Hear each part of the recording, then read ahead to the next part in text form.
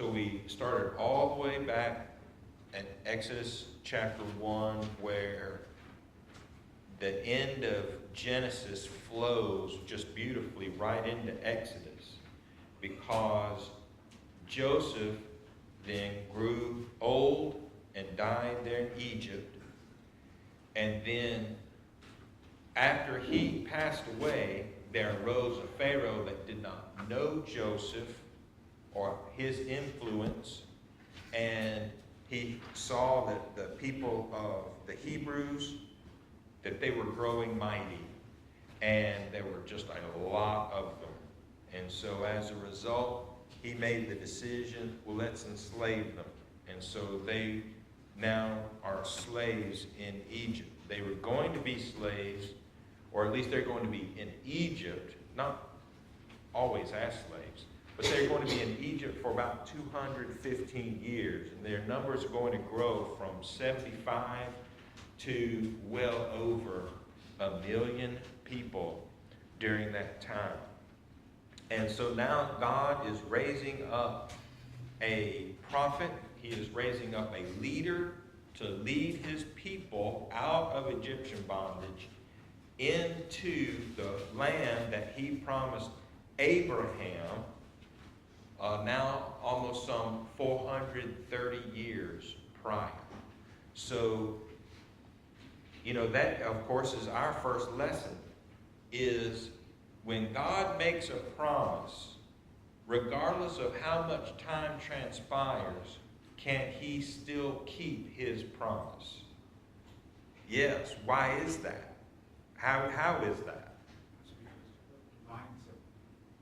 That's one of the characteristics that defines him. Okay, so one of his characteristics that defines him is his ability to keep promises regardless of time, because he is eternal.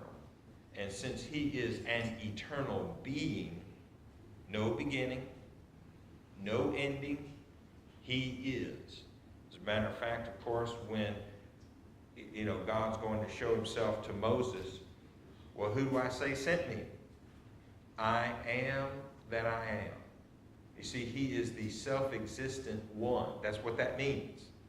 And so he is able to keep his promise regardless of when he made it and regardless of when it is going to be fulfilled. All right?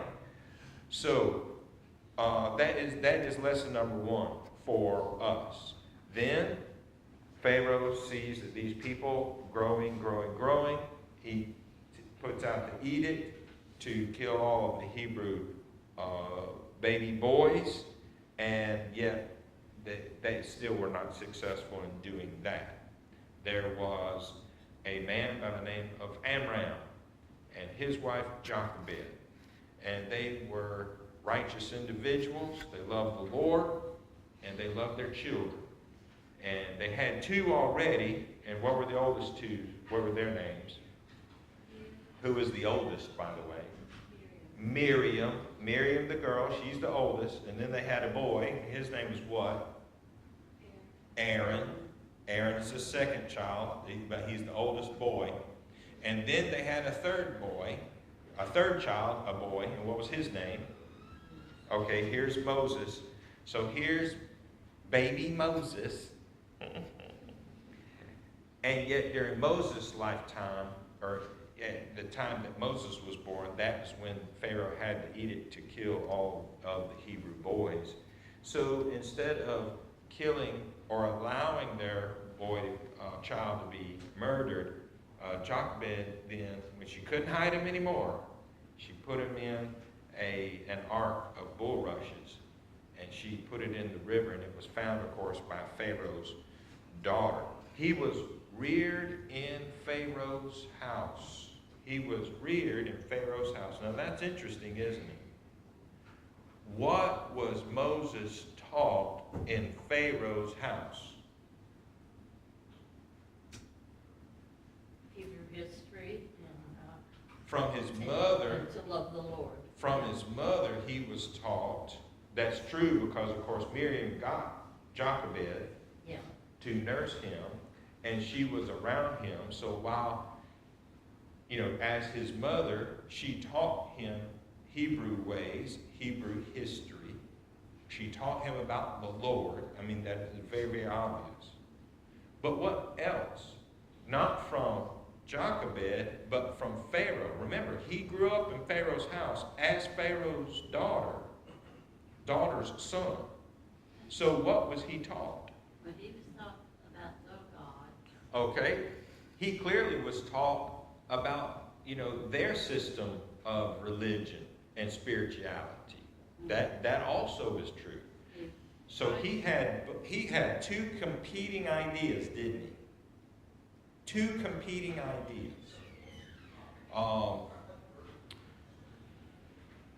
Do we have competing spiritual ideas today? Yes.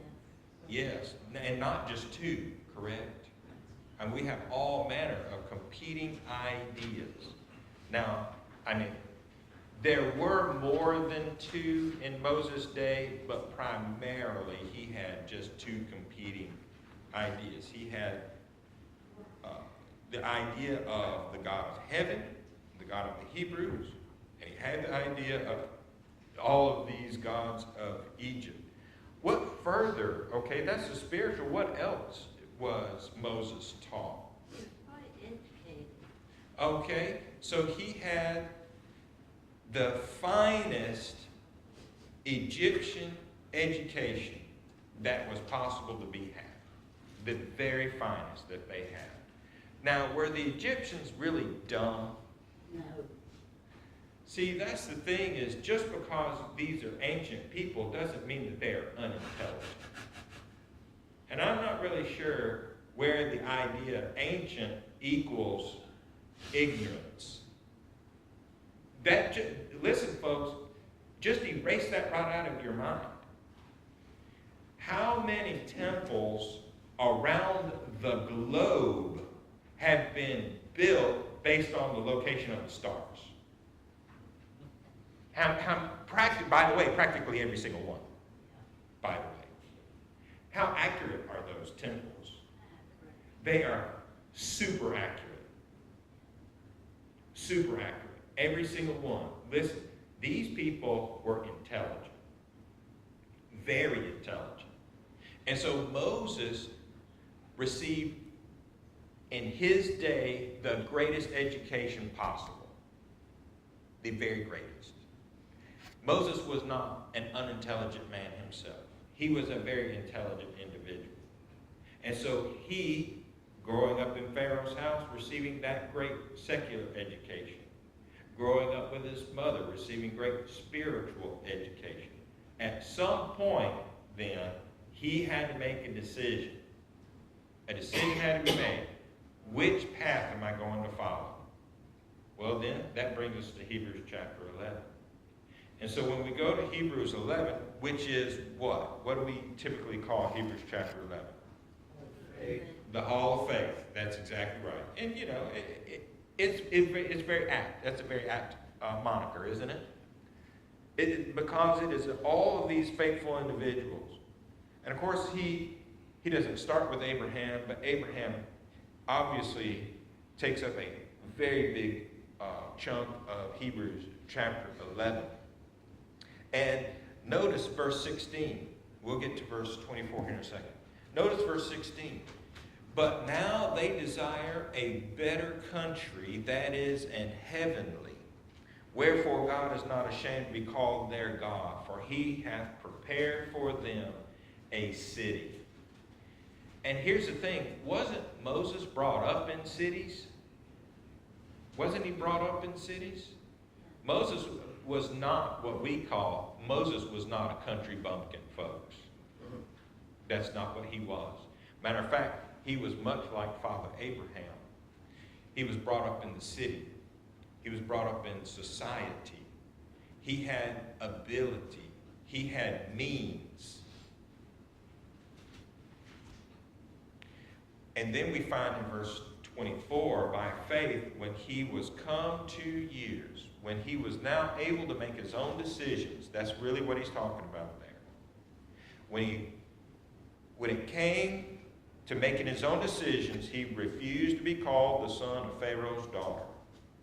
Now that was a big step, was it not? Choosing, verse 25, choosing rather to suffer affliction with the people of God than to enjoy the pleasures of sin for a season.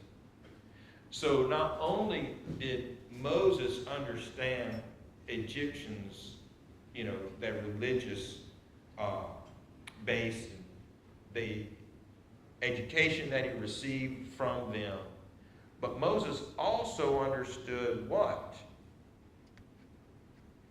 Based on verse 25, what is he making a decision about? That is verse 24. This is verse 25.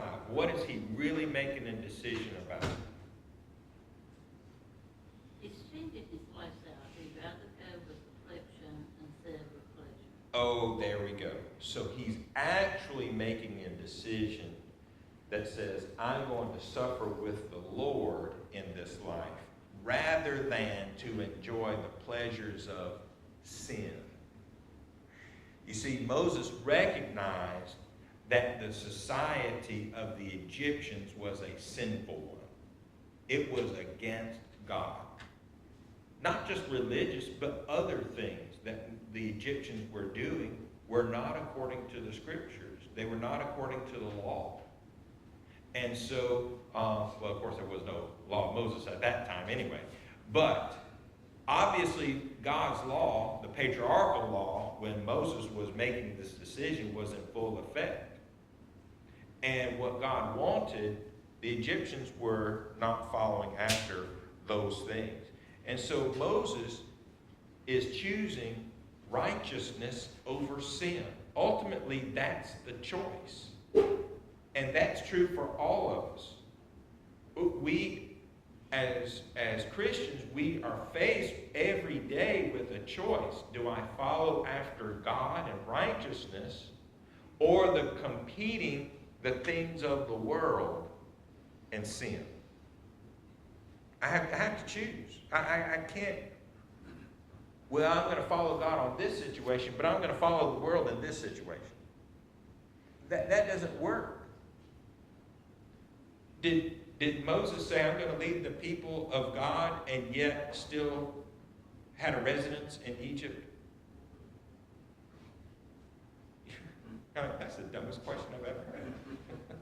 Did you say lead the people of God? Lead. Did Moses lead with a D? Lead the people of God, and yet he remained, he still had his residence there in the capital city, whatever city he might have, been in. Well, obviously he did. He picked up all of his, whatever it was that he had, probably basically nothing, and left with the people to lead the people where they were in the wilderness. So he chose, instead of being, surrounded in comfort, surrounded in luxury, surrounded with fame and fortune and all of those kind of things, instead of having all of those things, he decided, I'm going to do what's right in the eyes of God, of Jehovah, and follow after him. This is B number 2, number 1, C number 1. Well, let's do C, and then because we're just reading the thing here. By faith he refused to be called the son of Pharaoh's daughter and forsake Egypt. Had he judged by human eyes, he would have chosen differently. Of course, he would have chosen what he saw, that is, the luxury and influence and power of Egypt. However, number 2, he walked by faith and not by sight. He knew that God had something greater, and he believed God. That's what it is to walk by faith. When you do something, believing that what God says is going to happen will actually happen. Okay? Then we go to Romans.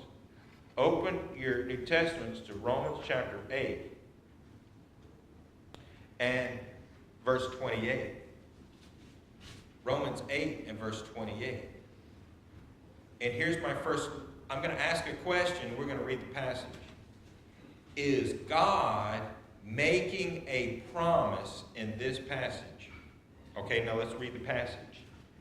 And we know that all things work together for good to them that love God, to them who are the called according to his purpose.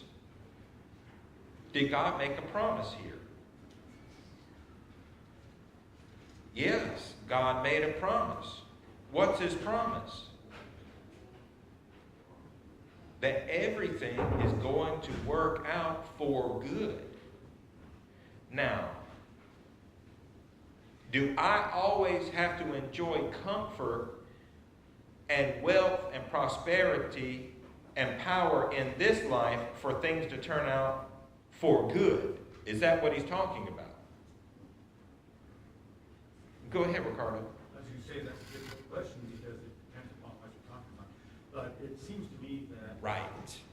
that it is something that choosing God is always the best option, and trusting in him is what makes him love you, and showing you because you're showing love.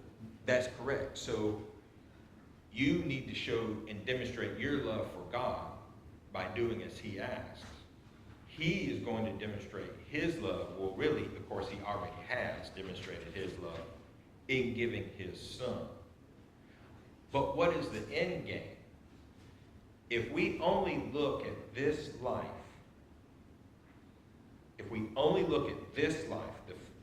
our however long we have on this planet Earth. And by the way, is that a really long time? No, I thought my grandparents were going to live forever.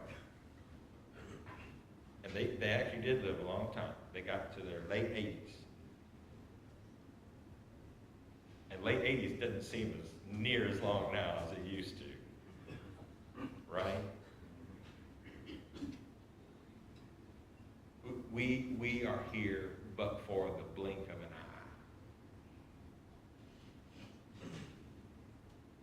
eye. And if we only look for those things of this life, number one, we are not going to enjoy them for very long. But number two, are we ever really going to be satisfied if we just want stuff from this life? What billionaire is satisfied? Can you tell me? Can anybody tell me what billionaire is satisfied with what they have? Let me tell you, not one single one of them is satisfied. It's not money. No, listen, nobody's satisfied with things of this life. Stop chasing. Stop, just stop. Instead, let's walk by faith and say, okay, it's not the rat race, it's not stuff that's going to help me to be a better person, to be happier, to be fulfilled. It is doing what God says to do. That's what I need to focus on. And that's what Moses focused on. He didn't focus on the big cities and the education that he had, the opportunities of, I don't know if one day he might have even been able to be Pharaoh. Can you imagine that? It's a possibility, but I don't know that because the Bible doesn't say everything there is to say about that. But it's a possibility that Moses could have been Pharaoh. I don't know. He was already a prince. He was already up there. And if he wasn't Pharaoh, he certainly would have had the ear of Pharaoh his entire life. But he rejected that because he, by faith, was looking for something greater. So there might be times where instead of helping ourselves physically, helping ourselves in this life, we actually have to make a decision to downgrade. Is that the word? I don't know what. maybe that word is, other than when we prioritize spiritual things, we sometimes let go of physical things. And that's a possibility. Well, not just a possibility, that is going to happen. Is our faith strong enough to be able to do that? So, God makes a promise. Look, whatever happens in life, everything is going to work together for good. Because you love the Lord and He is promising you that everything is going to work out. We do have, before we move on, we do have that picture there in Luke chapter 16 of the rich man and Lazarus. The rich man fared sumptuously every day. He didn't lack for anything.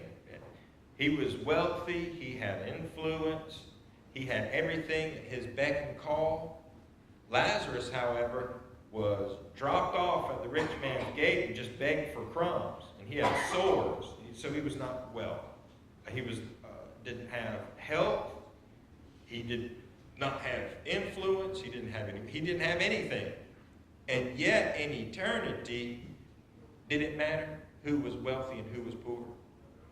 Did it matter who was healthy and who was infirm most of their life?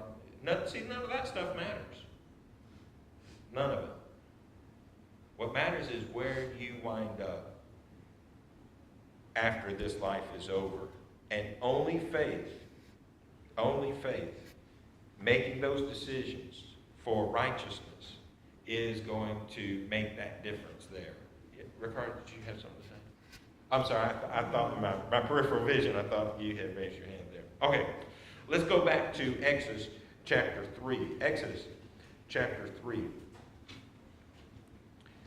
Maybe we can wind this up here. Message from God. Message from God. Now Moses kept the flock of Jethro, his father-in-law, priest of Midian, because of course when Moses killed the Egyptian and then he tried to mediate between his brethren, he realized that his situation, he thought he had a lot more power and influence than he actually did. And as a result, then he fled to Midian, which is east. And actually, he would have had to go through Sinai over into essentially the Arabian Peninsula, barely into the Arabian Peninsula, but into the Arabian Peninsula. There's Midian. And so that's where Moses finds himself. And he was married, and Jethro's his father-in-law, and Jethro is a priest of Midian. And he led the flock to the backside of the desert and came to the mountain of God, even to Horeb.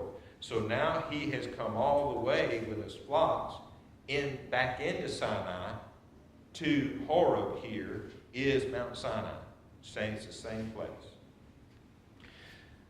In verse 2, the angel of the Lord appeared unto him in a flame of fire out of the midst of a bush. And he looked, and behold, the bush burned with fire, and the bush was not consumed. Now, let's understand something here. The angel of the Lord here. What is an angel? Messenger. That's the problem with you folks, is you know too much. That's the issue. I got both of my Dorians over here, both of my Glorias, saying what the true answer is. An angel is a messenger. So don't automatically think of wings and halos and white robes and things like that when you see angel here. Because actually, this is not an angelic being. That's not who arrives in the burning bush. This is the second person of the Godhead. This is Jesus. This is who is talking to Moses out of the burning bush. Hence the capital A. Yeah, there you go. Capital. I actually don't have one, but it should be one. But that's who this is. This is Jesus. And he appeared to Moses in this burning bush. Obviously, this is a miracle, is it not? It is. It is a miracle. And so, let's go down to, well, we'll just continue reading. Here's the burning bush. Moses said, I will now turn aside and see this great sight. I mean, obviously you would. Because he knows how fire works, does he not? The bush is on fire, but it's not burnt. It's not consumed. Verse 4, when the Lord saw that he turned aside to see, God called unto him out of the midst of the bush. Now, wait a second. I thought this was the angel of the Lord. But who did I already say this was? It's the second person of the Godhead. And we now just confirmed that. God said. God called him out of the midst of the bush. Moses. And he said, here am I. And he said, verse 5, draw not nigh hither. Don't come close. Put off thy shoes from off thy feet, for the place whereon thou standest is holy ground. Now, Moses is about to approach the God of heaven. And God has some stipulations. Did Moses know to approach this bush after he had taken his shoes off? Did he know that? No, he was ignorant of that. He had no knowledge. It wasn't until God told him, in other words, God gave him a message, a commandment. Moses, don't you come over here except you take off your shoes first. Because this right here is holy ground. By the way, what made it holy ground? The Lord's presence only. That's the only thing that made it holy ground. Now, as soon as the Lord left that place, was it holy ground anymore? No, it ceased to be holy ground. It was only holy because of the presence of the Lord and the miracle that is taking place here. As soon as that was done, then it is back to just like the rest of the terrestrial ball. But God gave him a commandment. Did Moses take his shoes off? And how fast? Here is a bush that is burning but not being consumed. Then there is a voice who knows my name. He knows who I am. And do you think that this was a wimpy voice coming out of this bush? Hey Moses, how you doing? When this voice came out of this bush, Moses knew this is some being not with authority. This is some being with great authority. When Jesus spoke, did people know that he had great authority? Let's check that. Let's go to Matthew chapter 7. Let's go to Matthew chapter 7. Now, Matthew chapter 5, 6, and 7 is what? The Sermon on the Mount. Not the Sermon, yeah. Sermon on It is the Sermon on the Mount. Okay? So here we have really Jesus' main doctrinal statement. It's also not in Matthew, in the same way that Matthew was given, but Luke also records Sermon on the Mount as well. And after he gives all of these things to the people, and they are mesmerized by this doctrine. In verse 28 of Matthew 7, and it came to pass, when Jesus ended these sayings, the people were astonished at his doctrine. For he taught them as one having what? Authority, not as the scribes. When Jesus spoke, he was like E.F. Hutton. Remember that? People listened. Even his enemies listened to it. Because you know what? Even his enemies understood this man has authority. It was obvious. And in the exact same way, when confronted with this bush and the voice that is coming out of this burning bush, Moses understands this is someone with authority. It's not just a miracle. It's not just, it is that, but it's not just that. It's everything that kind of surrounding that. And this voice coming out, Moses, here I am. He understood he needed to respond.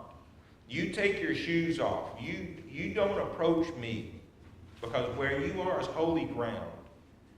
And then he says who he is. Moreover, verse 6. This is Exodus 3. I've gone back. Moreover, he said, I am the God of thy father, the God of Abraham, the God of Isaac, and the God of Jacob. And Moses hid his face, for he was afraid to look upon God. Well, it's too late. Moses, brother, it's too late. You already looked at him, and you're not dead, so it's all right. And the Lord said, I have surely seen the affliction of my people which in Egypt, and have heard their cry by reason of their taskmasters, for I know their sorrows. Is God interested in his people? Does he know when they are being abused? Does he feel their sorrow when they are sorrowful? Does he feel those emotions? Yes, he does. Okay? When you're having a bad day, does God feel your emotions? Have you ever thought about that? When things are not going right, wait, hang on one second. When things are not going right, and you are a child of God, guess what? The Lord is also feeling those emotions with you. He is with you. He's not just a being that's way out there looking down, just belly laughing at everything that we think and feel. That is not the God of heaven. God looked at these people, and his heart was with them. He felt what they felt. He understood.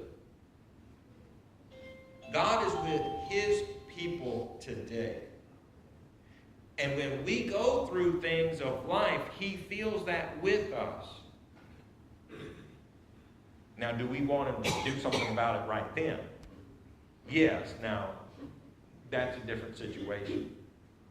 That's a much different situation. All right, Wayne? So what you're saying, he said the Lord speaking to him, but that was Jesus. That's correct. That's the second person of the Godhead. Like God had given him all authority beginning with. So there's God and Jesus in the burning bush. So what I'm saying is that Jesus is God. Jesus is God. Yeah. Right.